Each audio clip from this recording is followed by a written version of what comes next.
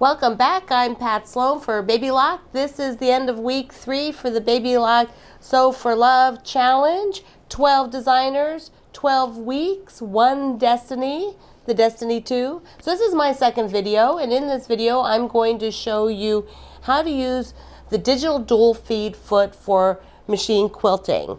So you've had your project, you've been working on it, and what I'm going to do now is show you how easy the digital dual feed foot is to put on. Now if you're a quilt maker, you might call this the walking foot. And for the Destiny 2, it is electronic. So I already have one foot on here, and we're going to just take this regular sewing foot off.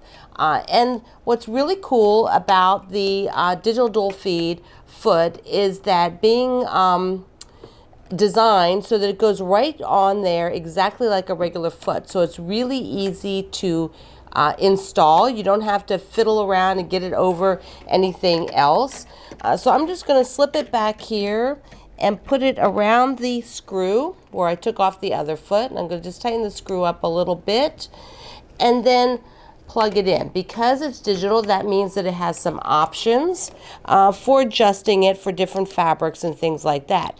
And I'll use the screwdriver to just tighten it up so it's on there good and ready. Now the digital dual feed also has different feet that you can have on it. And so they come off really simple like that. And when you would have put it on, you would just snap it back on there. Really easy. So this is the open toe foot because I want to see everything I'm doing when I'm machine quilting with the digital dual feed. And speaking of machine quilting, we're going to put the quilt under here, and I'm going to talk about how I quilted it, the stitch I used. So let me get that quilt all set up for us. So I have the quilt all set up, and I want to give you some tips on how to stabilize it for machine quilting that I do. These are things that I do. So first of all, what I'll do is come down into all the straight areas like here, and right next to the seam, I'll do sort of what I would call locking or setting stitch. It's just a straight stitch, and basically it's locking all these units so that there's no shifting of the batting and the different layers. Even though I basted it, I still feel like this locks everything into place. The other thing that I like to do with a quilt that's a little bit bigger size is that all on the outside edge, I will do a really wide zigzag. It's open and wide, and it's just on the edge here. It's hard on the black, but I use the black thread because the binding has to go over this, and just in case one thread is peeking out, it's not going to be yellow and show.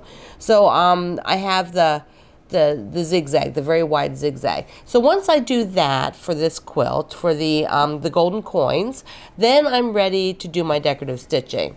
Now I have here the stitches that the stitch that I used, and it's a nice really open wave. You can see it really well on the gold, and then over here you can see it here too.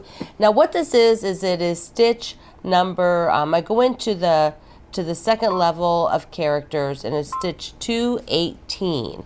And when I do 218, I am going to switch it to be really wide open. When you look at the default, it's much narrower. It'll be like this, more of like a serpentine. And so I'm making it longer. And for what you're seeing here, I went into my memory and I got out what I wanted, which was 7 and 3.5. So this is 7 and 3.5. And what that does is open up, I'm going to retrieve that one. So it opens up the width and then makes them longer. So instead of having this short little narrow thing. So let's get started. I'm going to show you how I handled this. I'm just going to start here. I know that there's stuff at the top, but I just want to do an example. We have a laser guide on here. Isn't this fantastic? When you do this, you are able to follow along. So if all of a sudden you're stitching and it's doing this, you're going to see that. So you don't have to put painter's tape or anything else. You can just put the laser. And I'm going to go like about 2 fingers wide. Oh, have you noticed my gold fingernail polish. It's about the color of the Destiny 2. Yes, thank you. So here we go. I'm going to do about two finger widths. So I'm going to lower the presser foot, put the needle down, and I've got it set so that every time the needle is down and I stop, it raises the presser foot. That way I can shift and adjust. So I'm just going to go forward. I would do a locking stitch or come out actually from the very edge, but because I just want to do this demo for you down here, we are going to start, and as we're stitching, I have it on auto speed right now, so, and actually it's quite slow, isn't it? So if I want to make it go faster, there we would go, and we could go all the way out, and I go right all the way out to the end and then stop. So I'll go ahead and cut the threads, and let's take a look. So this is what I did for the serpentine, and the laser kept me nice and straight. And when you're looking at the panel with the laser on, it actually shows you the center. It'll be positioned down the center of the stitch. It shows you on the screen here, which is kind of a nice feature for some of the decorative stitches. Now the dual feed works best with stitches that go forward. So you'll see some of the stitches are grayed out on a panel because they do too much, decorative stitches, some of them do a lot of back and forth, and it's not really what the dual feed is made for. So when I would want to get this whole row done, then I would come over here and do another 2 fingers, right? And go all the way down, and then I would split it in the center. So that'd be another 2. So you can see over here on this yellow group really well that I did. I ended up with 3 rows of serpentines. You could do tighter. You could go back through the middle of each of them if you wanted. Or this is nice and loose and soft. And when you do it like this, it makes your quilt really nice and drapey.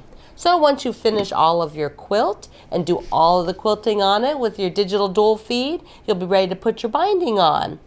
So now that you have made my project, if you haven't yet, you can download it.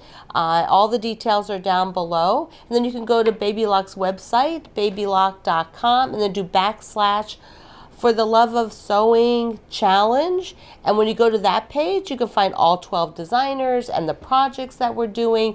There will be lots of videos. So it's so much fun. You're going to learn so much about your machine. I'm really excited to have been able to share my Golden Coins quilt with you and how to use the digital dual feed for Baby Lock. I'm Pat Sloan. We'll see you next time.